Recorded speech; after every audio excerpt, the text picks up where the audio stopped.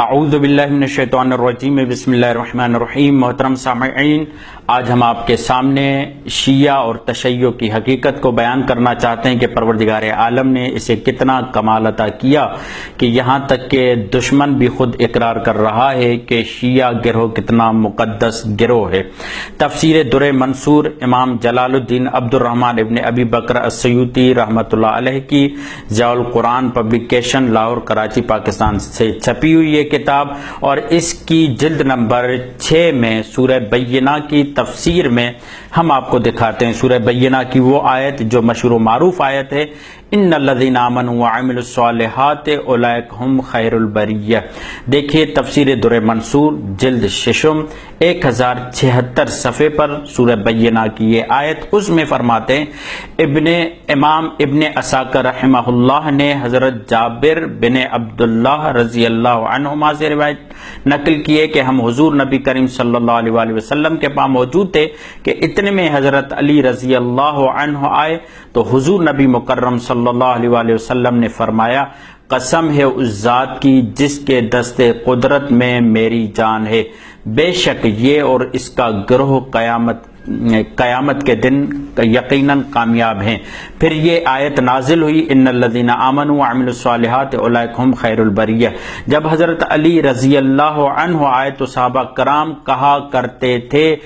جاء خیر البریہ،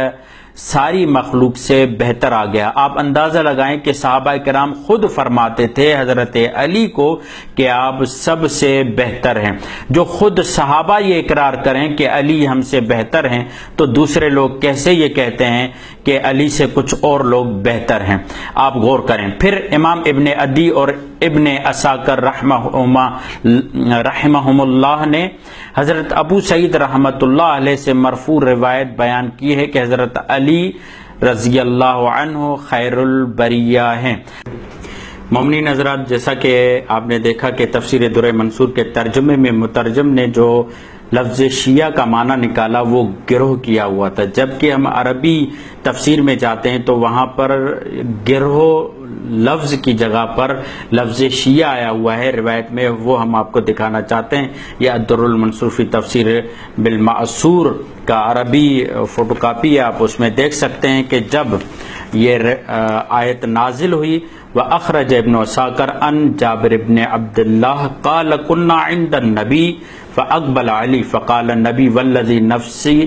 بیدی ان هذا وشیعته لهم الفائزون یوم القیامت۔ یہاں دیکھیں، آپ رسول خدا نے کہا ہے کہ ان هذا وشیعته، یعنی یہ اور یہ آپ کے جو شیعہ ہیں، یعنی مولا کائنات کے لیے کہا کہ ان کے شیعہ جو ہیں لهم الفائزون، وہ فائز ہیں یوم القیامت۔ اس کے علاوہ آپ دیکھیں کہ اس شیعہ کے متعلق کتنا رش کیا جاتا ہے کہ سوائے کے محرکہ شیخ الاسلام احمد ابن حجر الشافعی المکی متوفہ 947 وہ بیان کرتے ہیں، اور دیکھیے کیا بیان کرتے ہیں کہ جب رسول خدا نے کہا کہ یا علی آپ کے شیعہ جو ہیں وہ کامیاب ہیں، اس پر یہ کہتے ہیں، یہ ابن حجر مکی صاحب کہتے ہیں آپ کے شیعہ اہل سنت ہیں، یعنی اپنے آپ کو شیعہ کہلانے کے لیے یہ برادران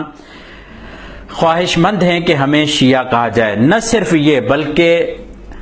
زمانے کے مشہور عالم دین عبدالعزیز محدث دہلوی کیا فرماتے ہیں، آئیے میں آپ کو دکھاتا ہوں۔ عبدالعزیز محدث دہلوی یہ فرماتے ہیں، یہ دیکھیے عبدالتحفہ اثنا عشری اردو حضرت شاہ عبدالعزیز محدث دہلوی، ترجمہ مولانا خلیل الرحمن نعمانی، عالمی مجلس تحفظ اسلام کراچی پاکستان، صفحہ نمبر 40 پر کیا فرماتے ہیں، یہ بھی معلوم رہنا چاہیے کہ شیعان اولا جس میں اہل سنت اور اہل تفضیل دونوں شامل ہیں پہلے شیعہ ہی کہے جاتے تھے۔ الحمدللہ یہ بات تو ثابت ہو گئی کہ ابن سبائی کی پیدائش شیعہ نہیں ہے بلکہ رسول خدا کے زمانے میں ہی شیعہ پائے جاتے تھے۔ آپ اس عبارت سے اندازہ لگا لیں۔ مگر جب سے غلات، غالی اور